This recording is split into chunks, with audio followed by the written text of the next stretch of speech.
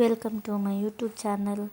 ನಾನು ಇವಾಗ ಅವಲಕ್ಕಿ ಮಾಡಿ ತೋರ್ಸಾಕತ್ತಾನೆ ನೋಡಿರಿ. ನಮ್ಮ ಮನೆಯಾಗ ಯಾವ ಥರ ಅವಲಕ್ಕಿ ಮಾಡ್ತೀನಿ ಅಂತ. ಕೊತ್ತಂಬರಿ ತೊಗೊಂಡಿದ್ದೀನಿ, ಒಂದು 4 ಈರುಳ್ಳಿ ಹೆಚ್ಚಿಟ್ಕೊಂಡಿದ್ದೀನಿ, ಒಂದೆರಡು ಹಸಿಮೆಣ್ಸಿಕಾಯಿ, ಕರಿಬೇವು, ಟೊಮೊಟೊ ಮತ್ತು ಶೇಂಗಾ, ಒಗ್ಗರಣೆ, ಸಾಸಿವೆ ಅವೆಲ್ಲ ಹಾಕ್ತಾಯಿದ್ದೀನಿ. ಒಂದು ಪಾತ್ರೆ ತೊಗೊಂಡು ಅದಕ್ಕೆ ಎಣ್ಣೆ ನಮ್ಗೆ ಎಷ್ಟು ಬೇಕೋ ಅಷ್ಟು ಹಾಕ್ಕೊಂಡಿದ್ದೇನೆ. ಅವಲಕ್ಕಿಗೆ ಎಷ್ಟು ಬೇಕೋ ಅಷ್ಟು ಆಗುತ್ತೆ ಅಂಥೇಳಿ. ಸ್ವಲ್ಪ ಬಿಸಿ ಆದಮೇಲೆ ಸಾಸಿವೆ ಹಾಕ್ತಾಯಿದ್ದೀನಿ. ಸಾಸಿವೆ ಹಾಕಿದ ಮೇಲೆ ನಮಗೆ ಶೇಂಗಾ ಕಾಳು ಎಷ್ಟು ಬೇಕೋ ಅಷ್ಟು ಹಾಕ್ತಾಯಿದ್ದೆ. ನನ್ನ ಮಗುಗೆ ತುತ್ತಿಗೆ ಒಂದೊಂದು ಶೇಂಗಾ ಸಿಗಬೇಕು, ಹಂಗೆ ಬೇಕು ಅವನಿಗೆ. ಸ್ವಲ್ಪ ಶೇಂಗಾ ಹಾಕ್ತಾಯಿದ್ದೆ ನಾನು. ಅದಕ್ಕೋಸ್ಕರ ಶೇಂಗಾನು ಚೆನ್ನಾಗಿ ಕ್ರಿಸ್ಪಿ ಆಗೋವರೆಗೂ ಅದು ಬೆಂದ ಮೇಲೆ ಕರಿಬೇವು, ನೆಕ್ಸ್ಟೇ ಹಸಿಮೆಣ್ಸಿನ್ಕಾಯಿ ಹಾಕಬೇಕು. ಆವಾಗಲೇ ಟೇಸ್ಟಾಗಿರೋದು. ನಾವು ಫಸ್ಟೇ ಈರುಳ್ಳಿ ಹಾಕ್ಬಿಟ್ರೆ ಹಸಿಮೆಣ್ಸಿನ್ಕಾಯಿ ಚೆನ್ನಾಗಿ ರೋಸ್ಟ್ ಆಗೋಲ್ಲ. ಅದಕ್ಕೋಸ್ಕರ ಇವಾಗ ಈರುಳ್ಳಿ ಹಾಕ್ತಾಯಿದ್ದೆ ನೋಡಿ. ಈರುಳ್ಳಿನೂ ಎಲ್ಲ ಕೊತ್ತಂಬರಿ ಎಲ್ಲ ಹಸಿಮೆಣ್ಸಿನ್ಕಾಯಿ ಎಲ್ಲ ಸ್ವಲ್ಪ ಅರ್ಧ ಫ್ರೈ ಆದಮೇಲೆ ಟೊಮೊಟೊ ಹಾಕಬೇಕು. ಆವಾಗಲೇ ಟೇಸ್ಟು ಚೆನ್ನಾಗಾಗ್ತೈತಿ. ಈಗ ಟೊಮೊಟೊ ಹಾಕ್ತಾಯಿದೆ ನೋಡಿ. ಟೊಮೊಟೊ ಹಾಕಿದ ಮೇಲೆ ಸ್ವಲ್ಪ ಕೊತ್ತಂಬರಿ ಹಾಕ್ತೀನಿ. ಇನ್ನು ಸ್ವಲ್ಪ ಲಾಸ್ಟಿಗೆ ಹಾಕೋಣ ಅಂತ ಬಿಟ್ಕೊಂಡಿರ್ತೀನಿ ಅದು ಕೊತ್ತಂಬರಿನ. ಈಗ ಚೆನ್ನಾಗಿ ಒಗ್ಗರಣೆ ಎಲ್ಲ ಬೇಯಬೇಕು. ಬೆಂದಾದ್ಮೇಲೆ ಅವಲಕ್ಕಿಗೆ ಹಾಕೋಕೆ ಚೆನ್ನಾಗಿ ಆಕತಿ. ಈಗ ಚೆನ್ನಾಗಿ ಫ್ರೈ ಆಗಲಿ, ಮಿಕ್ಸ್ ಮಾಡ್ತಾ ಇರಬೇಕು, ಇಲ್ಲಾಂದರೆ ತಳ ಹಿಡ್ಕೊಂಬಿಡ್ತೈತಿ ಒಗ್ಗರಣೆ ಎಲ್ಲ. ಈಗ ನಮ್ಗೆ ಎಷ್ಟು ಬೇಕೋ ಅಷ್ಟು ಉಪ್ಪು ಹಾಕ್ತಾಯಿದ್ದೀನಿ. ಉಪ್ಪು ಹಾಕಿದ ಮೇಲೆ ಸ್ವಲ್ಪ ಸಕ್ಕರೆ ಹಾಕ್ತಾಯಿದ್ದೀನಿ. ಯಾಕಪ್ಪ ಅಂದ್ರೆ ಖಾರ ಉಪ್ಪು ಸ್ವಲ್ಪ ಹೆಚ್ಚು ಕಮ್ಮಿ ಆದ್ರೂ ಬ್ಯಾಲೆನ್ಸ್ ಆಗಲಿ ಅಂಥೇಳಿ. ಈಗ ಅರಿಶಿನ ಪುಡಿ ಹಾಕ್ಯಾನ ನೋಡಿರಿ. ಈಗ ಸ್ವಲ್ಪ ಸಕ್ಕರೆ ಹಾಕ್ತೀನಿ. ಏನೇ ಐಟಮ್ ಮಾಡಿದರೂ ಸ್ವಲ್ಪ ಬೆಲ್ಲನೇ ಅಥವಾ ಸಕ್ಕರೆ ಹಾಕಿದರೆ ಟೇಸ್ಟು ಎಕ್ಸ್ಟ್ರಾ ಆಗ್ತೈತಿ.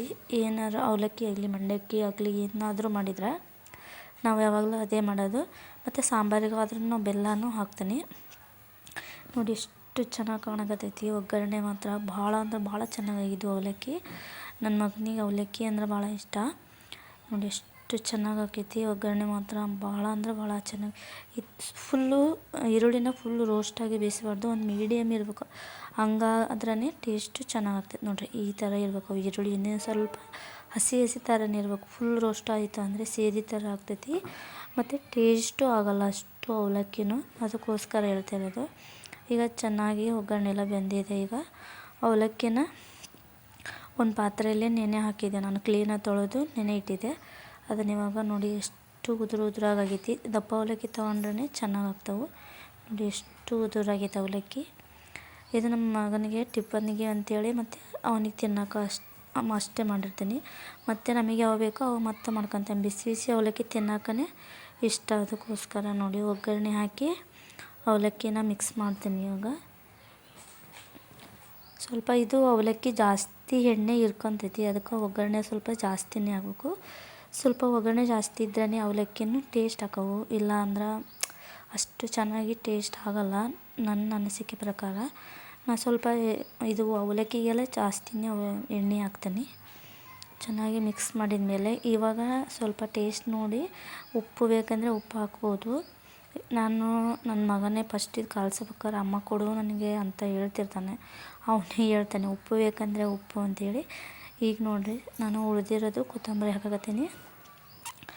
ಈಗ ಉಪ್ಪು ಎಲ್ಲ ಕರೆಕ್ಟಾಗಿರೋದ್ರಿಂದ ನಾನು ಬಿಸಿ ಮಾಡ್ತಾಯಿದ್ದೆ ನೋಡಿರಿ. ನನ್ನ ಮಗನಿಗೆ ಅದು ತುತ್ತು ಕೊಡ್ತಾಯಿದ್ದೀನಿ. ಅವನಿಗೆ ಬಿಸಿ ಬಿಸಿ ಅವಲಕ್ಕಿ ಅಂದ್ರೆ ಭಾಳ ಇಷ್ಟ. ಅವನಿಗೆ ಒಂದು ಸ್ವಲ್ಪ ಕೊಟ್ಟು ಮತ್ತೆ ಮಿಕ್ಸ್ ಮಾಡ್ತಾಯಿದ್ದೀನಿ. ಬಿಸಿ ಅವಲಕ್ಕಿನೇ ಇಷ್ಟ ಅವನಿಗೆ.